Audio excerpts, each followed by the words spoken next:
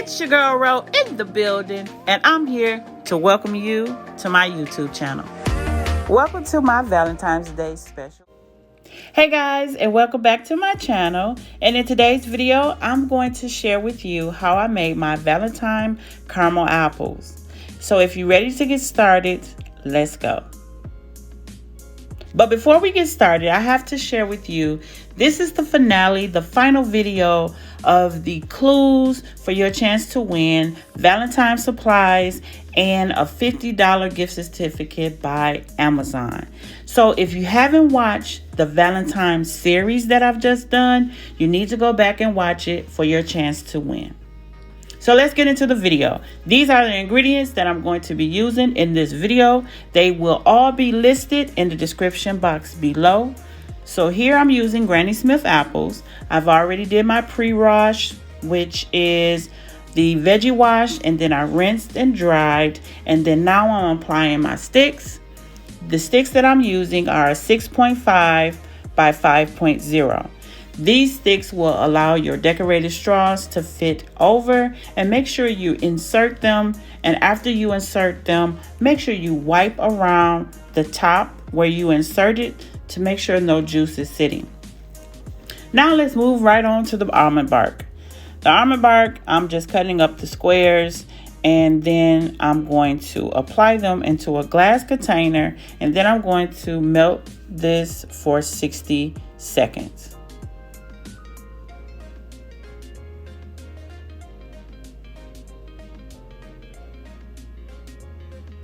Now I'm going to be coloring my almond bark with the chocolate chameleon in the color pink, and then applying some Valentine sprinkles that you see here.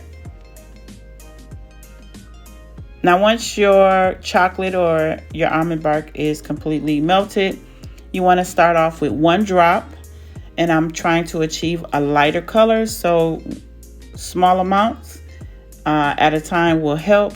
So I'm going to come back with another drop just to darken it up just a little bit, but this is the color that I'm trying to achieve.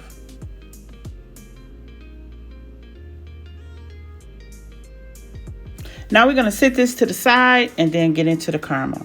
So the caramel that I'm using is a store-bought caramel, and it is a Lacera. The name of it is Lacera.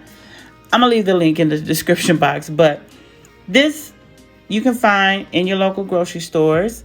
And I'm going to apply some coffee creamer, and I'm adding in 4 tablespoons. Then I'm coming in with 1 teaspoon of cookie nip. Can't forget the nip. And then you want to heat this up on medium-low heat. Now here I'm adding in a 1/3 cup of milk, just regular milk, to thin out this caramel so that it will be easy to dip the apples in and also get a good coverage. And you just want to mix this until the milk is all combined, and then let it thin out, and then it's ready for dip. As soon as it thin out, you are ready to dip. It doesn't need to cool down or anything like that. And you just take your apple and go right in and dip. Now, if you're watching this video, I want you to pay attention to the clues and what I am doing in this particular video. Now, this is a soft caramel. So your apples have to sit for about 10 to 20 minutes, or at least 15 to 30 minutes to be completely sure that no caramel dips off into your chocolate. So even when you get ready to dip, you're going to see there's going to be like some caramel residue still left on the surface, and it's okay. It's completely fine. But once you have let your apples sit that long and you dip into your chocolate, you will be fine. So if your caramel thickens up a little bit, don't bother, don't worry. Just go back and reheat it until it thins back out, and then proceed to finish dipping your apples.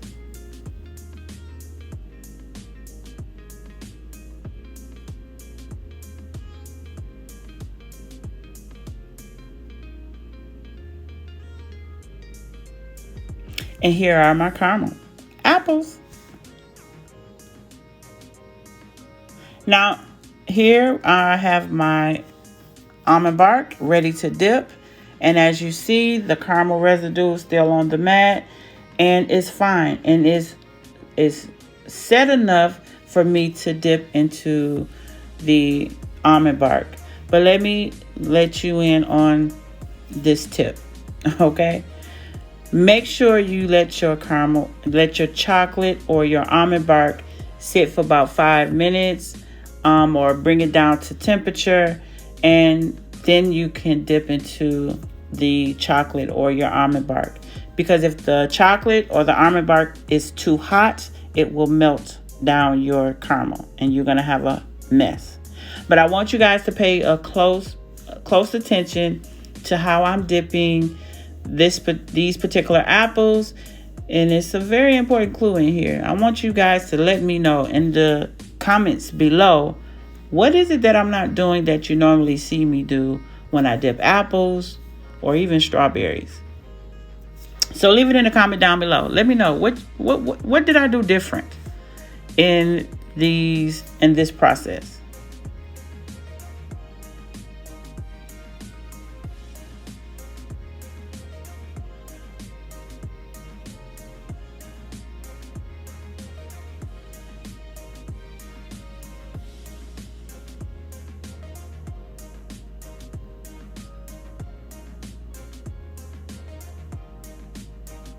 Now, when you dip these apples, you don't necessarily have to dip straight in.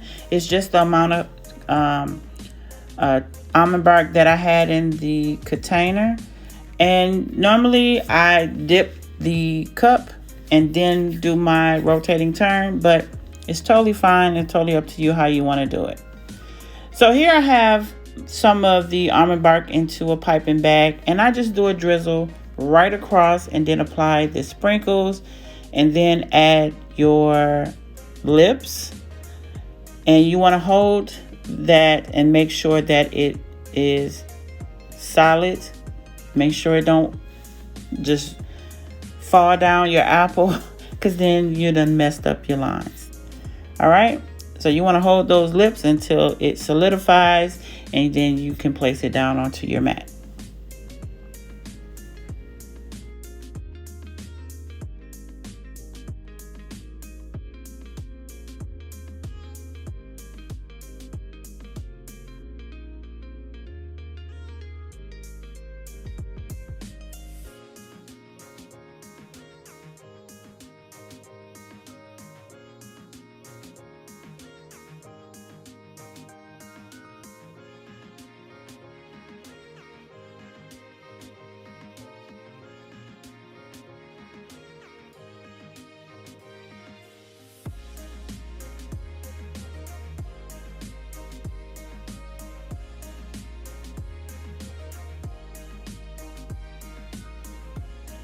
So these little 2.5-inch small little cake board servers come in handy with these particular apples, because the caramel is soft and still like wet.